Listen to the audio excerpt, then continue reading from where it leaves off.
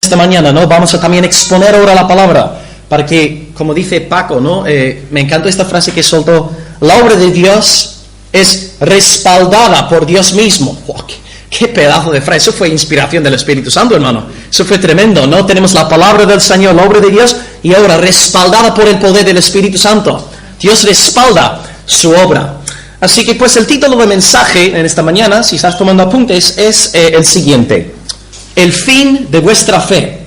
El fin de vuestra fe. Y hoy vamos a retomar los mensajes sobre 1 de Pedro, porque llevamos un par de semanas predicando pues la semana pasada sobre las 5 solas y 2017, y luego en Navidad predicamos sobre Simeón, mis ojos han visto tu salvación. Ahora vamos a retomar los estudios de la primera epístola de Pedro. En un momento vamos a buscar el texto, una pequeña introducción antes de empezar, y luego, como siempre, vamos a exponer la palabra. Y nos acordamos de la frase que leímos anoche, ¿verdad?, en el estudio. Salmo 119, versículo 30. La exposición de tu palabra hace sabio al simple, al sencillo. Hay muchos simples aquí hoy. Somos muchos sencillos, el predicador también incluido, pero la exposición de la palabra nos puede hacer sabios, maduros y santificados. Bien, una pequeña introducción antes de empezar. El futuro es más importante que el presente. Lo es porque el presente es momentáneo, pasajero. El presente desaparece enseguida, casi no existe. El presente es casi ficticio. Por ejemplo, yo estoy ahora mismo hablando en el presente y en un segundo vamos a estar en el futuro. Vamos a esperar. Ya estamos en el futuro. El presente ya se fue. Entonces, el presente es como una especie de nube que pasa enseguida. El presente es pasajero, temporal, no permanece. Sin embargo, el futuro es eterno, permanece para siempre. El futuro entonces es más importante que el presente. Entonces, un creyente saludable es aquel que vive con sus ojos colocados en el futuro. No simplemente vive para el aquí ni el ahora. Dios, sí, es verdad, ha hecho proezas en el pasado, hace maravillas en el presente, pero lo hace todo con el fin de que nosotros sigamos confiando que el futuro está en sus manos. Entonces, que mantengamos nuestra mirada colocada en el futuro.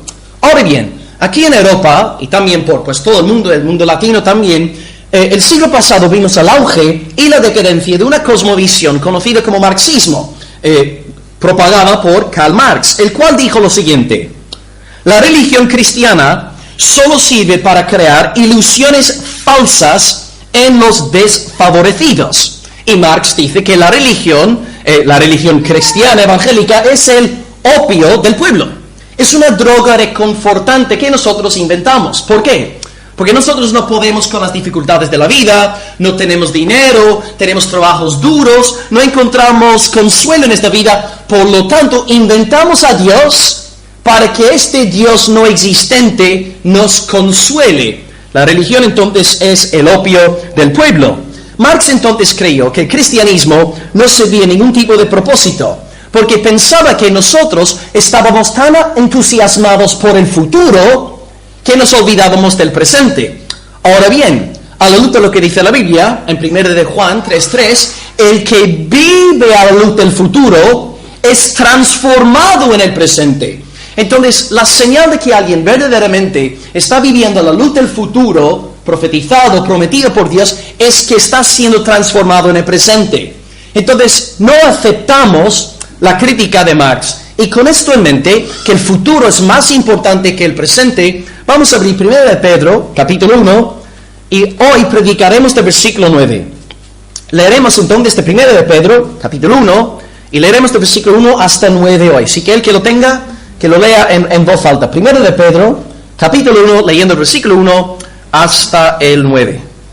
Pedro, apóstol de Jesucristo, al expatriado de la dispersión en el Ponto, Galacia, Capadocia, Asia y Bitinia, elegidos según la presciencia de Dios, Padre en santificación del Espíritu, para obedecer y ser rociados por la sangre de Jesucristo. Gracia y paz os sean multiplicadas.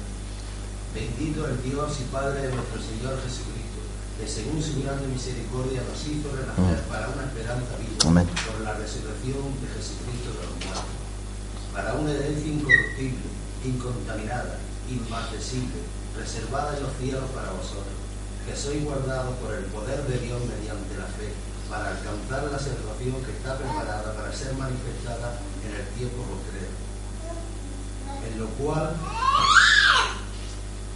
vosotros os alegráis, aunque ahora por un poco de tiempo, si es necesario, tengáis que ser afligidos en diversas pruebas, para que sometida a prueba vuestra fe, mucho más preciosa que el oro, el cual, aunque perecedero se prueba con fuego, sea hallada en alabanza, gloria y honra cuando sea manifestado Jesucristo, a quien amáis sin haberle visto, en quien creyendo, aunque ahora no lo veáis, os alegráis con gozo inefable y glorioso, obteniendo el fin de vuestra fe, que es la salvación de vuestras almas. Excelente, gloria a Dios. Ya que llevamos 3 semanas sin predicar de 1 Pedro, un par de preguntas antes de empezar, para que no estemos aquí perdidos. Sé que hay algunas personas hoy nuevas que no habéis estado pues con esta serie, por lo tanto os ayudará también a vosotros.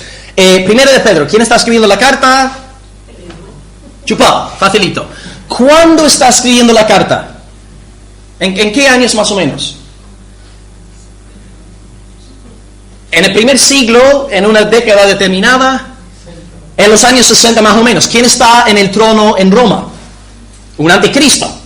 Nerón, en efecto. Entonces Pedro está escribiendo su carta en los años 60 del primer siglo, antes de ser martirizado. ¿Y a dónde envía su carta? ¿A la iglesia de Almería? ¿Dónde estaban dispersos concretamente? En Asia Menor, hoy día conocida como Turquía, en efecto. Entonces Pedro está escribiendo su carta en los años 60 del primer siglo, cuando Nerón está en el trono, a 7 iglesias diferentes en Asia Menor, en términos nuestros, Turquía. Pedro está escribiendo una carta para los hermanos turcos. ¿Por qué escribe la carta? Está escribiendo la carta porque la iglesia está siendo perseguida. Alguien hoy ha orado, no sé quién fue que oró por la iglesia perseguida. Pedro está escribiendo con una carga en el corazón por la iglesia perseguida y quiere animar a la iglesia en medio de la persecución a seguir mirando a Jesucristo, enfocado en Él, glorificándole a Él. Y él dice pues en la carta que hay varias situaciones difíciles. Primero hay persecución, así que ánimo hermanos en la persecución. Y segunda cosa también que es difícil, es que ahora mismo no ven a Jesucristo físicamente. Y esto precisamente lo predicamos en el último mensaje que dimos a partir del versículo 8. Entonces si estamos siendo perseguidos, y si no vemos a Jesucristo físicamente, ¿dónde encontramos el ánimo para seguir adelante? ¿Por qué no abandonar la fe y emborracharnos, fornicar y acumular dinero? ¿Por qué? Pues Pedro dice, con la mirada puesta en Cristo, seguimos adelante. Y Pedro entonces dice que Dios nos ha dado un don precioso. En el versículo 5 también predicamos sobre este don precioso, una herramienta que Dios emplea para guardar a su pueblo hasta el fin. Y este don se llama el don de la fe. Y ahora en versículo 9 vamos a estudiar más a fondo qué conlleva la fe o qué hace la fe. Versículo 9 dice, obteniendo el fin de vuestra fe, que es la salvación de vuestras almas. Así que el título del mensaje es el fin de vuestra fe, y tengo 3 puntos para hoy, ¿no? 3 puntos. Son los siguientes por si estás tomando apuntes. En primer lugar, vamos a hablar sobre la fe, el don de Dios. Primer punto, la fe, el don de Dios. Segundo punto, la salvación, el don de Dios. La fe, el don de Dios. La salvación, el don de Dios. Y en tercer lugar, el alma, el don de Dios. La fe, don de Dios. Salvación, don de Dios. Alma, el don de Dios. Ahí tenemos el bosquejo y vamos a leer el texto y ahora empezar a exponer para que Dios haga sabios a los sencillos y simples aquí. Versículo 9 dice lo siguiente: obteniendo el fin de vuestra fe, que es la salvación de vuestras almas. Obteniendo el fin de vuestra fe, que es la salvación de vuestras almas. Pues vamos a empezar hablando sobre la fe como el don de Dios. El primer verbo aquí en griego, que aparece en el texto, en español también, es el verbo obteniendo. Entonces tenemos que definir esta palabra aquí, obteniendo. Obtener, bastante fácil. Un sinónimo de obtener, recibir, en efecto, recibir, exactamente. Y Pedro emplea esta misma palabra en su carta, en 1 de Pedro capítulo 5, versículo 4, donde dice Pedro lo siguiente, es el mismo verbo en el griego: los pastores y los ancianos de la iglesia recibirán, obtendrán la corona incorruptible de gloria. Entonces los pastores y los ancianos que ministran bien las cosas de Dios obtendrán la corona de vida. Entonces es ellos que reciben, los pastores y los ancianos. Ellos son receptores. No es algo que ellos hayan manufacturado ni creado ellos. Es un don de Dios. Ellos reciben la corona incorruptible de la vida eterna. ¿Quién es Él entonces? ¿Quién es aquel que da a los pastores y los ancianos la corona incorruptible de gloria? ¿Quién es? Es Dios. No es la denominación evangélica a la cual pertenece. No es incluso la iglesia local. Es Dios mismo se encarga de dar el don. Y de la misma forma aquí, en el versículo 9, los creyentes recibimos fe de una fuente todopoderosa, la cual es Dios.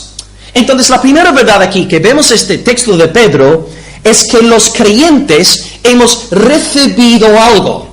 Somos receptores. La fe es un don de Dios. Es algo que nos es concedido, no es algo que nosotros mismos hayamos manufacturado.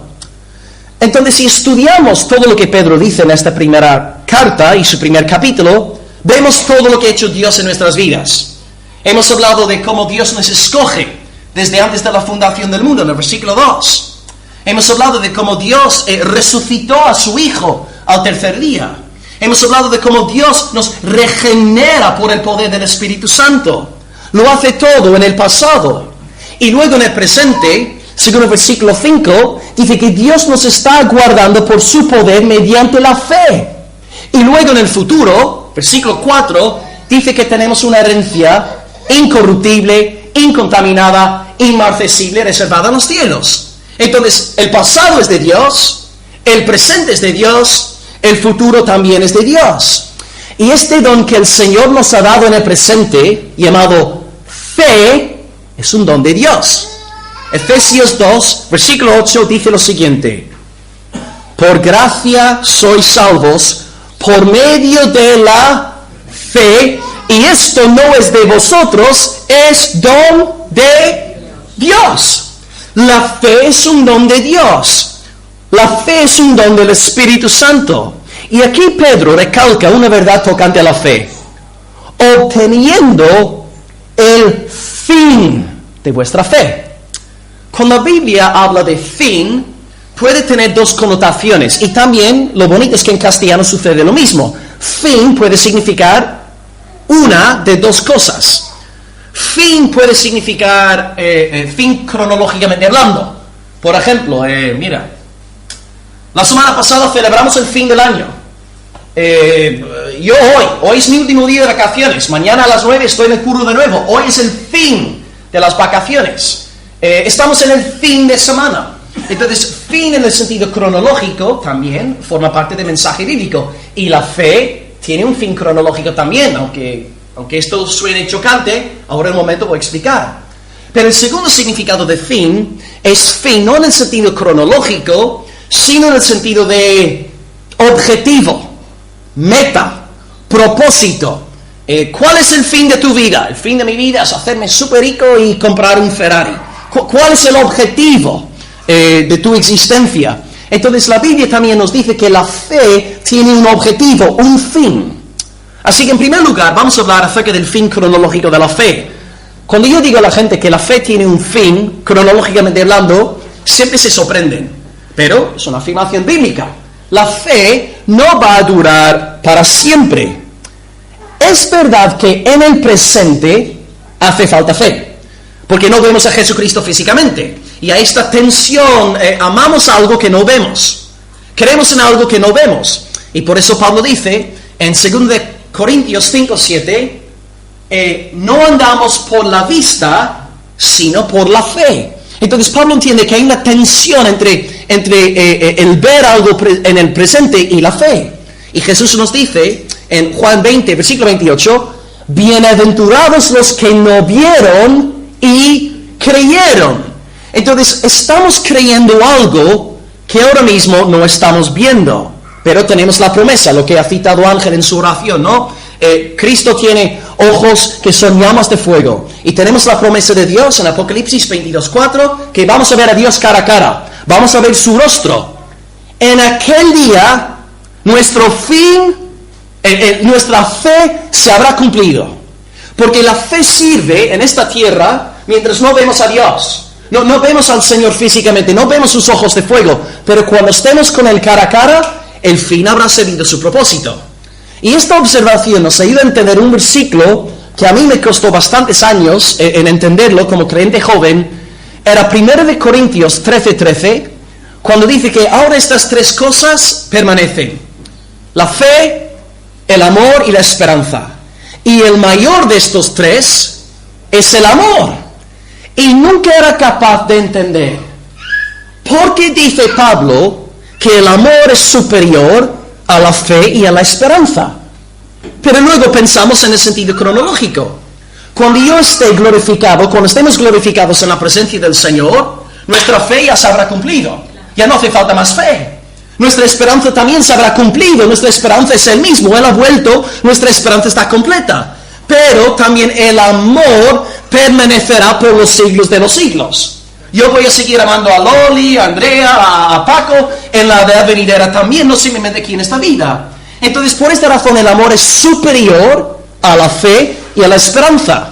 Porque la fe y la esperanza tienen sus días marcados, contados. Pero el amor, sin embargo, permanece para siempre.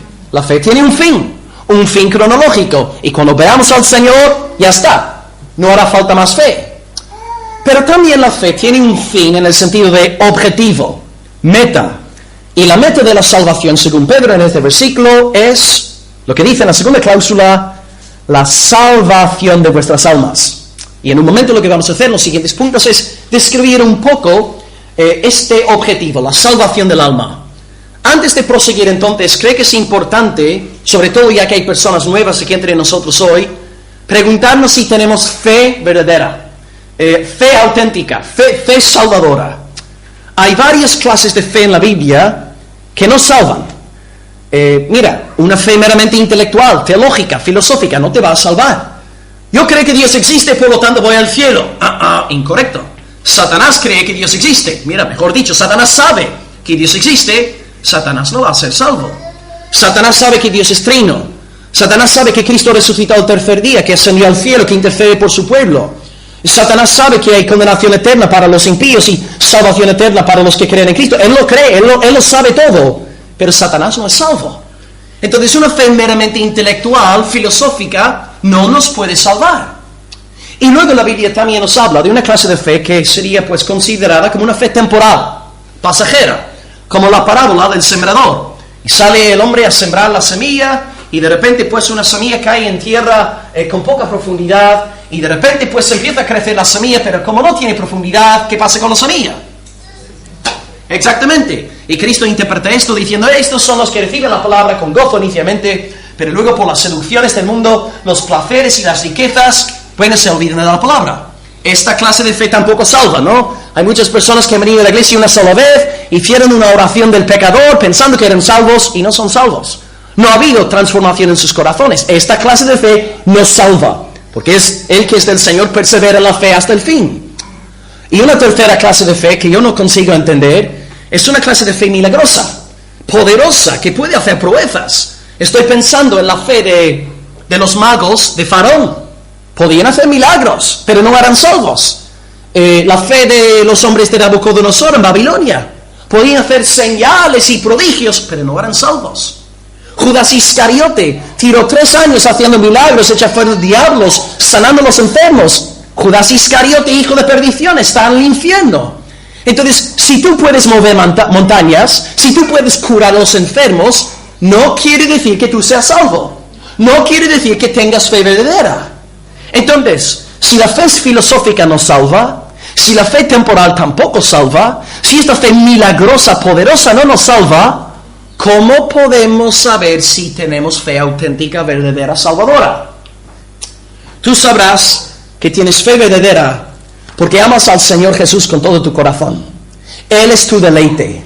Y si estudiamos esta primera carta de Pedro, en el primer capítulo, Pedro nos da varias pautas tocantes a la verdadera fe. En el versículo 2 dice que una persona que tiene fe obedece a Dios. Te pregunto, ¿obedeces a Dios? ¿Obedeces al Señor? Podemos meter la pata, pero la disposición del corazón del creyente es obedecer a Dios. Y cuando mete la pata se siente mal. Señal de que es hijo de Dios. Más adelante, en el versículo 6, dice que el que tiene fe se alegra en el Señor. Se goza en el Señor. Y las pruebas no hacen que el verdadero creyente se aleje de Dios, sino que las pruebas sirven para que el creyente se acerque aún más a Dios. ¿Qué efecto producen las pruebas en tu vida? Cuando pasas por una mala racha, maldices a Dios, escupes en su cara, blasfemas su nombre, o te acercas a Él, contrito, humillado. Señor, glorifíquete a través de esta prueba. Si eres de esta segunda categoría, tienes fe verdadera en el Señor.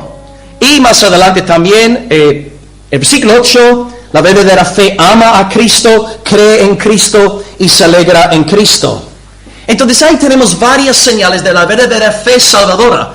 Pensando también en vosotros que estáis aquí por primera vez. ¿Tenéis fe salvadora?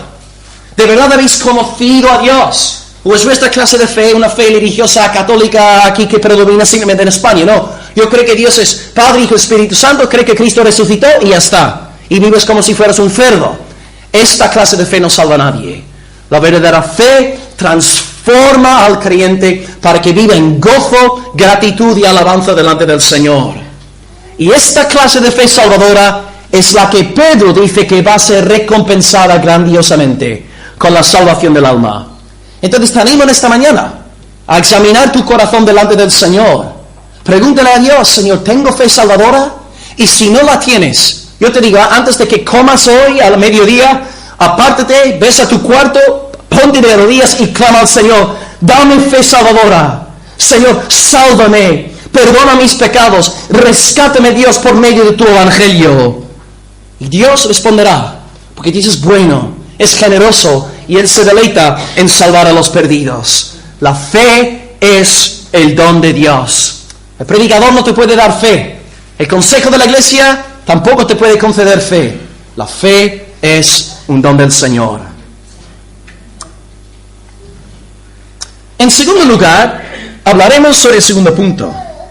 La salvación, el don de Dios. Ya hemos explicado que la fe es el don de Dios, la fe salvadora, por supuesto, no es de fe falsa, temporal, filosófica. La fe salvadora es de Dios. Y en segundo lugar, la salvación también es el don de Dios. Leamos de nuevo el versículo 9. Dice: obteniendo el fin cronológico, el fin en el sentido objetivo de vuestra fe, que es la salvación de vuestras almas. El mensaje de Pedro, el mensaje del Nuevo Testamento, el mensaje de la Reforma Protestante es que la salvación es del Señor. ¿Os acordáis de la predicación el domingo pasado? El quinto punto, la quinta sola: Soli Deo Gloria. ¿Por qué damos a Dios toda la gloria? Porque Dios es aquel que nos salva. Por lo tanto, Él merece toda la gloria. Y Pedro entiende que nuestra salvación es 100% del Señor. Tanto el pasado como el presente como el futuro. Y de nuevo, no quiero tampoco repetir lo que acabo de decir, pero en el versículo 2 nos dice que en el pasado Dios nos escogió desde antes de la fundación del mundo, resucitó a Cristo y nos regeneró por el poder del Espíritu Santo. En el presente nos está guardando por medio de la fe. Y en el futuro, según el versículo 4, hemos de heredar nuestra herencia incorruptible, incontaminada, inmarcesible. Entonces, la salvación para Pedro es omniabarcante. No simplemente se refiere al futuro, ni simplemente al pasado, sino también al presente. En todos los tiempos verbales, la salvación es del Señor. Y esta verdad da gran consuelo a los corazones del pueblo de Dios. Saber que, en última instancia, nuestro bienestar espiritual y eterno reside en las manos del Todopoderoso. Yo os confieso, si mi salvación dependiese de mis buenas obras, yo tendría miedo de levantarme por la mañana de la cama. Yo no saldría aquí hoy de este culto salvo si dependiese de mí. Porque constantemente estoy peleando con malos pensamientos, malas actitudes, malas acciones. Tengo que pelear contra la carne. Pero qué descanso cuando sabemos que estamos en las manos del Señor. Dios está guardando los suyos. Dios se encarga de salvar. Y mira, una y otra vez en la Biblia, todas las cosas que Dios ha hecho, que Él mismo hace por su sola potestad, y no por nuestro poder. Por ejemplo, mira, pensando en los ejemplos de Pedro. ¿Quién nos escogió desde antes de la fundación del mundo? Fue Dios, no nosotros. ¿Quién fue el que resucitó a Cristo el tercer día? Fue Dios, no nosotros. ¿Quién fue el que un día regeneró nuestro corazón para que naciéramos de nuevo creyendo en la fe cristiana? Fue Dios y no nosotros. Pedro entonces no está predicando nada nuevo. Esta doctrina está claramente enseñada vez tras vez a lo largo del Antiguo Pacto. Un par de ejemplos. ¿Quién sacó al pueblo de Dios de Egipto, haciéndolos pasar por el medio del Mar Rojo, ahogando a Faraón y todo su ejército? Fue Dios, no nosotros. Y una vez instalados en la tierra prometida, ¿quién se encargó de levantar a jueces, libertadores para pelear contra los enemigos del pueblo del Señor? Fue Dios, no nosotros. ¿Y quién hizo volver al pueblo de Dios de la cautividad en Babilonia para reconstruir las murallas de Jerusalén? Fue Dios y no nosotros. En cada paso la salvación es del Señor. Dios, Dios, Dios. Por lo tanto, soli Deo gloria, a Él únicamente sea la gloria. Y esta verdad es como un bálsamo para el pueblo del Señor. Estamos rodeados de enemigos. Y si tú no tienes enemigos, estás haciendo algo mal. El Hijo de Luz, si vive en obediencia a la palabra, te profetizo que va a tener enemigos. Es así de sencillo. Si no tienes enemigos, estás haciendo algo mal. No estás obedeciendo la palabra. Pero el pueblo de Dios, en los días de Pedro, en Turquía, ellos podían descansar. Aunque Nerón, el anticristo, está en el trono, aunque hay un montón de opositores y detractores, pueden descansar sabiendo que la salvación está en manos de Dios. Todo está bien porque el Señor está en el trono. Tenemos enemigos ahí fuera, es verdad. Paco dice que el mundo va cada vez de mal en peor, es cierto. Vemos depravación por todos lados. E incluso, hermanos, el peligro más grande surge desde adentro. En nuestros días, y me da mucha tristeza tener que decir esto, hay falsos maestros dentro de la iglesia del Señor, como en los días del Nuevo Testamento, procurando llevar a las iglesias a negar al Señor que los salvó. Y solamente hace falta encender la televisión o enlace para ver lo que se está pasando en el nombre del Señor en nuestros días. Entonces necesitamos recordar en cada momento que el Señor va a guardar a su pueblo en sus manos. Si no tuviéramos esta esperanza, ¿cómo seguir adelante? ¿Dónde encontrar las fuerzas para seguir confesando el nombre del Señor? Hay enemigos por todos lados, nos critican ahí fuera. Hay gente dentro de la iglesia que nos critican desde adentro. ¿De dónde vamos a encontrar la fuerza para seguir adelante? En esta verdad, que la salvación es del Señor, que los suyos están en su mano. Y aunque Satanás o Nerón o el anticristo mismo se levantara en contra de ellos, pueden descansar tranquilos por la noche porque el Señor está en el trono. Hermanos, quitad vuestros ojos de los sucesos del mundo.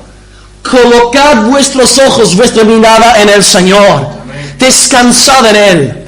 Mira, yo conozco hermanos que están todo el día hablándome sobre el diablo y el demonio y el poder de las tinieblas. Y de verdad estás con hermanos así y te sientes físicamente mal, porque todo lo que ven es negro, ven el diablo, ven al demonio por todos lados. Hermano, Dios es más grande que el diablo. Si nos enfocáramos en Él, en su gloria, su palabra, su nombre, no estaríamos tan atados en nuestros pensamientos. Recordemos la gloria de Dios, el nombre de Dios. Satanás es muy chiquitito comparado con la gloria del omnipotente del cielo y de la tierra. El Señor está en el trono y nuestra salvación es de Él.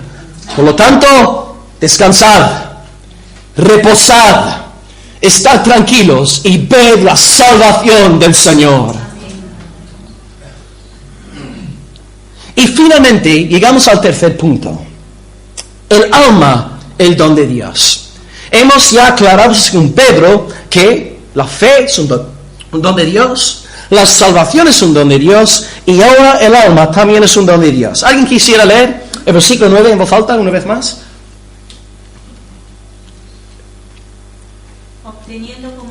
resultado de vuestra fe, la salvación de vuestras almas. Almas. El alma también es un don de Dios. Todos aquí tenemos un alma. Dos hermanos aquí que están delante de mí tienen alma. Todos vosotros que estáis por ahí, incluso la que está ahí postazando, todos tenéis alma.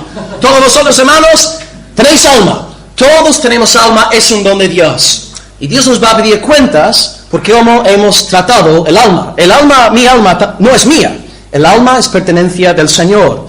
Ahora bien, al principio del mensaje aludía a Karl Marx, al gran sistema marxista que maldijo la religión cristiana por dar tanto énfasis al futuro. Dice Marx, los creyentes solo pensáis en el futuro y no os preocupáis por el presente. Y lo que dijimos en respuesta a esta crítica fue que no, el que vive a la luz del futuro es transformado en el presente. Pero una segunda crítica que lanzó Marx contra la fe cristiana fue la siguiente: que los cristianos se preocupan demasiado por el alma y se olvidan de las cosas materiales. Repito, los cristianos se preocupan demasiado por el alma y no se preocupan por las cosas materiales. Bien, es una media verdad. Es verdad que no creemos en el materialismo. Nuestra meta aquí como creyentes evangélicos no es ser multimillonarios. No lo es. Nuestra meta es ser fieles al Señor.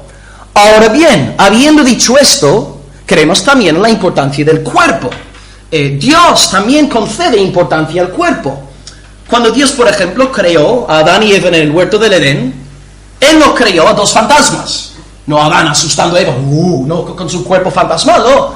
Adán tenía cuerpo de hombre. Eva tenía cuerpo de mujer y seguramente eran seres humanos bellos y preciosos a la vista. Entonces Dios no está en contra del cuerpo. Jesucristo, ¿quién oró hoy esta mañana? No sé si fue Isabel.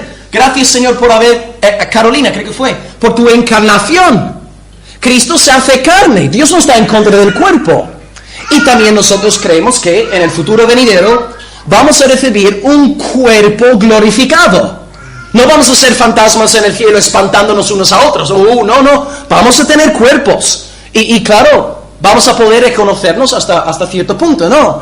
Entonces, el cuerpo es importante en la economía salvadora de Dios. Pero, confesamos que el alma es más importante que el cuerpo, porque la condición del alma es la que determina dónde el cuerpo ha de pasar la eternidad. Si tu alma es salva por el poder de Dios, tu cuerpo glorificado pasará la eternidad en la presencia del Señor. Pero si tu alma no es salva, centrada en tu egoísmo humano y rebeldía contra Dios, tú sufrirás eternamente. Como dice Mateo 10:28, no temáis a los que maten el cuerpo, mas el alma no puede matar. Temed más bien a aquel que puede destruir el alma y el cuerpo en el infierno. Entonces la condición del alma determina el destino del cuerpo. Entonces no le quitamos la importancia al cuerpo, pero sí reconocemos una superioridad del alma, precisamente por el destino eterno del cuerpo. Y es fácil ver este principio en acción. Cuando el alma de una persona está mal, se nota enseguida a través de su cuerpo. Y vemos el estado del alma a través de nuestras expresiones físicas. Una persona que está amargada con la vida, que está frita por dentro, cansada y todo, y se le nota en la cara. Su forma de andar y emana de él o de ella negatividad en cada momento, y tienes miedo de acercarte a aquella persona, ¿no? El estado de su alma se refleja en su expresión corporal. Y sucede lo mismo. Tú ves una persona contentita, salva por el poder de Dios, llena del gozo del Señor, pues enseguida se nota, ¿no? Va saltando por ahí, cantando poemas y está contento. Y la gente se siente, ¿no?, atraída por semejantes personas. El estado del alma se expresa mediante también el cuerpo. Las dos realidades están estrechamente ligadas. Entonces es fácil saber si una persona tiene el alma en buenas condiciones o en malas condiciones. Y si tú tienes el alma salva, pues tarde o temprano vas a ver fruto. Va a haber señales de que esta persona verdaderamente es del Señor. Entonces, el alma salva, regenerada, se da a conocer. ¿Cómo entonces se puede salvar al alma? ¿Cómo puede darse este suceso? Pues es una obra del Omnipotente, del Todopoderoso, del único soberano. El pastor no puede salvar almas. El predicador, el evangelista, no puede salvar almas perdidas. Es obra de Dios. De nuevo, Dios abrió el mar rojo. Dios ahogó a los egipcios. Dios levantó libertadores. Dios resucitó a Jesucristo. Dios ha hecho todo esto, es obra de Dios. Y la salvación del alma es una de las obras más portentosas y pasmosas de Dios en toda la historia. Hay un predicador llamado Paul Washer, y él llega a decir lo siguiente, que a mí me fascina lo que dice. Según Paul Washer, la salvación del alma perdida es un acto más portentoso que la creación del mundo. Y ahora voy a explicar por qué. Repito, la salvación del alma perdida es un acto más poderoso de Dios que la creación del mundo. ¿Por qué dice Washer esto? Su lógica es la siguiente. Cuando Dios creó todo a partir de la nada en el principio, creó todo ex nihilo, a partir de la nada en latín. Dios creó todo sin que hubiese una fuerza contraria a Él. No hay nada. Él habla, luz sé, y luz fue. Sin embargo, la salvación del alma pecadora, perdida, caída, cuando Dios salva y transforma y conquista aquel corazón, hay una fuerza contraria en el alma del pecador, que rechaza a Dios, que abomina a Dios, que blasfema el nombre de Dios. Y por lo tanto, cuando Dios convierte, salva, transforma un corazón pecador, es un acto aún más poderoso, porque está venciendo una fuerza contraria a Él. Y por lo tanto Washer dice, yo creo de todo corazón que la salvación del alma es más poderosa que la creación del mundo. Dios salva almas perdidas. ¿Cómo lo hace? Por el poder del Espíritu Santo. Aquí no pintamos nada nosotros, hermanos. Y simultáneamente con la obra del Espíritu Santo siempre está acompañando el Espíritu Santo la palabra del Señor. Repito lo que decía Paco en la reflexión o en la exhortación. La obra de Dios siempre es respaldada por Dios. Dios convierte el alma poderosamente por medio del Espíritu, aplicando la palabra al corazón. Por eso en esta iglesia creemos en la necesidad de predicar la Biblia. No proponer ideas, teorías, especulaciones teológicas, metafísicas. Predicamos la palabra. Exponemos la palabra porque estamos convencidos de que si enseñamos correctamente la palabra, Dios va a obrar. Y Dios va a honrar a una iglesia que honra su palabra. Dios entonces cambia el corazón de una forma poderosa por medio de la palabra. Y estoy pensando en el Salmo 19, versículo 7, que dice, la ley del Señor es perfecta que convierte el alma. Es la palabra del Señor lo que lo hace en nuestras vidas. ¿Acaso no ha sido así en tu propia vida, hermano, hermana? ¿Acaso no verías sumergido en los placeres de esta vida, solo pensando en tu orgullo, solo mí, yo, tu egoísmo, y vivías para tu propia gloria, tu propia fama? Estabas viviendo en locura, viciado por 1000 pecados, y de repente un día, ¡oh!, llega la palabra de Dios. Te frenó en tu locura, como sucedió con Ramón, lo que me comentó anoche en el restaurante. Dios le frenó en su locura y le convierte el alma para la gloria de su nombre.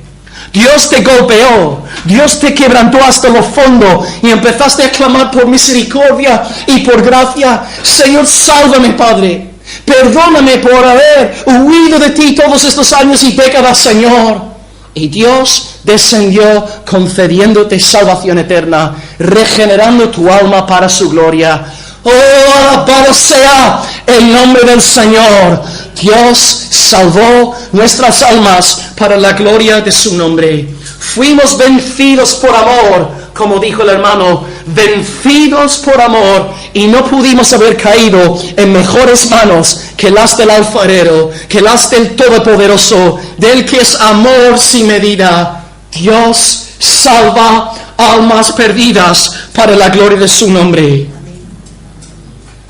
Y de la misma manera que Dios ha dado la palabra del Señor para convertir nuestra alma, una vez convertidos al Señor, esta misma palabra de Dios mantiene nuestra alma viva hasta que no estemos en la presencia del Señor. Y la señal de un creyente que está andando en salud espiritual es un creyente que se deleita en la palabra y ama la palabra y está todo el rato escuchando la palabra o predicaciones. No puede saciarse lo suficiente de la palabra. Dios emplea la palabra no solamente para salvar, sino también para santificarnos a lo largo de nuestras vidas en esta tierra. Por lo tanto, aplicación, qué importante es congregaros, hermanos. Qué importante es estar en la iglesia el domingo por la mañana escuchando la exposición de la palabra de Dios. Qué importante es, varón de Dios, en tu casa, enseñar a tu mujer y enseñar a tus hijos la palabra del Señor.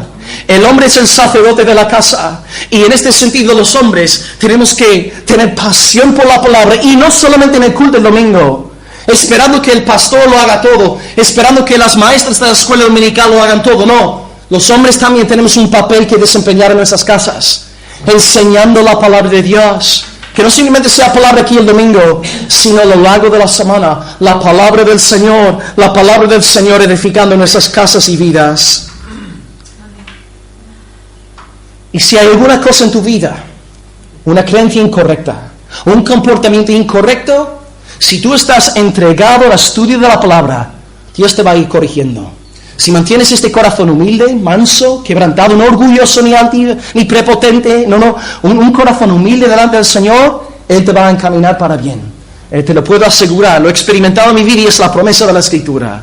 No solo de pan vivirá el hombre, mas de toda palabra que sale de la boca de Dios. Entonces, hermano, hermana, tu alma es un don de Dios. Cuídala bien. Ahora bien, hermanas, si no estáis casadas con hombres creyentes, pues evidentemente no podemos esperar que semejante hombre sea el sacerdote del hogar. No se va a preocupar por enseñaros la palabra.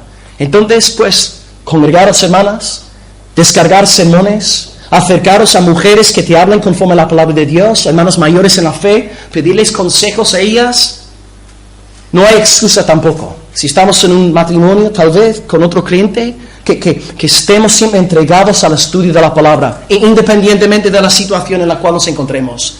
Que la palabra sea tu banquete diario. Aliméntate de la palabra y tu alma florecerá y bendecirá a los demás también. El alma es un don de Dios, cuídala para su gloria. Llegamos entonces a la conclusión del mensaje y leemos el texto por última vez. 1 Pedro 1:9 dice lo siguiente: obteniendo el fin de vuestra fe, que es la salvación de vuestras almas. Recapitulemos entonces lo que hemos oído hoy. En primer lugar, hablamos de que la fe es el don de Dios. Los que son de la fe han recibido un don poderoso del Espíritu. No es una fe temporal, no es una fe milagrosa, no es una fe filosófica, es una fe verdadera, salvadora, auténtica, que produce amor en nosotros por Cristo Jesús. En segundo lugar, hemos hablado de que la salvación es el don de Dios. Como Pedro nos enseña, el Antiguo Testamento nos enseña, el Nuevo Testamento nos enseña las salvaciones del Señor. Por lo tanto, soli Deo gloria. Y esta verdad nos mantiene a flote cuando nos vemos rodeados de enemigos por fuera y por dentro de la iglesia, que estamos en las manos del Señor. Y en último lugar, hemos hablado de que el alma también es el don de Dios. El milagro de milagros es la conversión del alma humana, porque por naturaleza nuestra alma odia, detesta, abomina, aborrece a Dios. Pero Dios, en la regeneración, convierte el alma para su gloria. Y el estado de nuestra alma ha de determinar el destino de nuestro cuerpo eternamente. Así que en esta mañana, hermanos, os exhorto con las palabras del apóstol Pablo en 2 Corintios 13, versículo 5. Examinaos a vosotros mismos si estáis en la fe. Probaos a vosotros mismos. Y yo espero que hoy, como oramos anoche, puede ser un día de salvación. Y ojalá que haya alguien aquí hoy, no sé, hay gente tal vez no salvo hoy. Alguien que ha escuchado el mensaje de la palabra, que hoy seas salvo por el poder del Señor. Que hoy sea un día de salvación para muchos y también un día de santificación para todos aquellos que ya somos salvos para la gloria del Señor. Vamos a orar a Dios y darle gracias por el mensaje que nos ha compartido en esta mañana. Oremos al Señor, hermanos.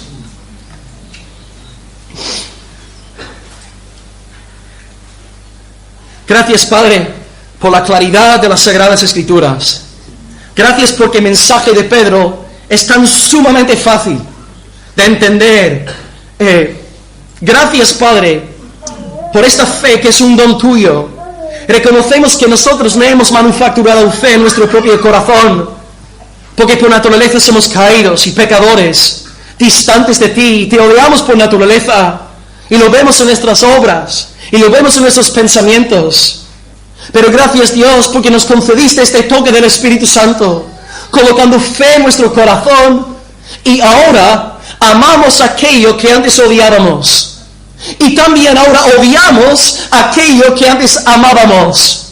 Gracias, Señor, porque antes iba de discoteca en discoteca, borracho casi cada noche, pero, Señor, convertiste mi alma por el poder de tu Espíritu Santo. Gracias por Ramón también, lo que me comentó anoche.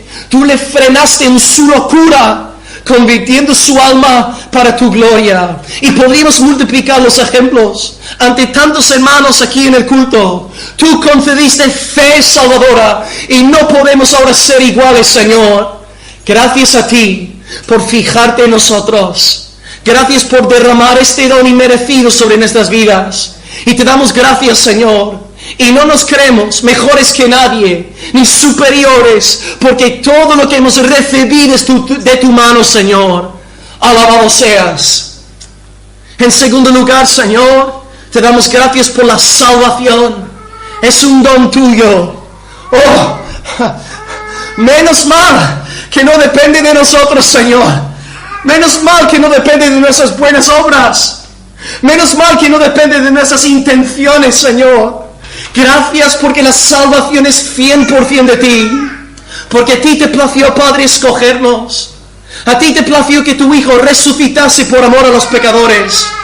A ti te plació que tu Espíritu Santo regenerase nuestro depravado corazón. Señor, decimos como dijo Moisés ante el Mar Rojo: estad quietos, hermanos, y ved la salvación del Señor. Gracias, Señor. Nos hiciste pasar por el Mar Rojo y nos has llevado a una tierra donde fluye leche y miel. Y esta tierra se llama Jesucristo. Estamos satisfechos en Él y te damos gloria y alabanza por esta obra que es más poderosa que la creación del mundo, porque ahora has vencido una fuerza contraria a ti. Y, Señor, en último lugar, te damos gracias por nuestra alma. Reconocemos que nuestros cuerpos no son nuestros. Nuestras almas en última instancia tampoco son nuestras. Son tuyas, Señor. Y tú nos vas a pedir cuenta de cómo hemos tratado y cuidado nuestra alma. Señor, te pido que tú santifiques a cada hermano o hermana aquí a través de la exposición de la palabra de Dios. Señor, y te pido también que los hermanos no estén simplemente contentos con recibir un mensaje bien dividido el domingo por la mañana. Te pido que entre semana, Padre, en nuestros hogares, que estés colocando pasión, sobre todo en los hombres y los maridos, por enseñar e instruir a sus familias en tus caminos, Señor. Señor, haznos madurar. Haznos, sobre todo, hablando en el nombre de los hombres, haznos ser hombres de Dios, varones del Altísimo, sacerdotes del hogar. Y, Señor, también oro por cada familia, por si el padre no es creyente, que tú fortalezcas a cada hermana, a cada hijo o hija que no es de una familia cristiana, que tú, Señor, los fortalezcas por medio de la comunión con otros hermanos, por medio de la lectura de la Biblia, por medio de la congregación el domingo y entre semanas, Señor. Que nuestra alma sea santificada para tu gloria, Señor. Y también no quiero dejar de orar sin pedirte, Señor, por si acaso alguien aquí no salvo hoy, Señor. Te pido que por el poder del Espíritu Santo tú estés conquistando corazones perdidos y pecaminosos en esta mañana. Es fácil para ti, así que ven, Señor. Desciende con tu poder, Salvador, y rescata a hombres y mujeres para tu gloria, Señor. Te lo pedimos por amor a tu nombre, por amor a tu gloria, por amor a Jesucristo y su evangelio. Hazlo por amor a ti, Señor, y que hoy sea un día de fiesta en los cielos y aquí en la tierra, cuando los pecadores vuelven a su Padre, Señor. Gracias a ti por todo, y seguimos ahora en tu presencia, Señor. Alabado seas en el nombre de Cristo. Aleluya, Señor. De nuevo, hermanos, si 2, 3, 4 hermanos queréis levantar la voz, este tiempo de oraciones es precioso. Oremos al Señor, dándole las gracias y también presentando nuestras peticiones. Oremos al Señor como congregación también. Aleluya, Señor.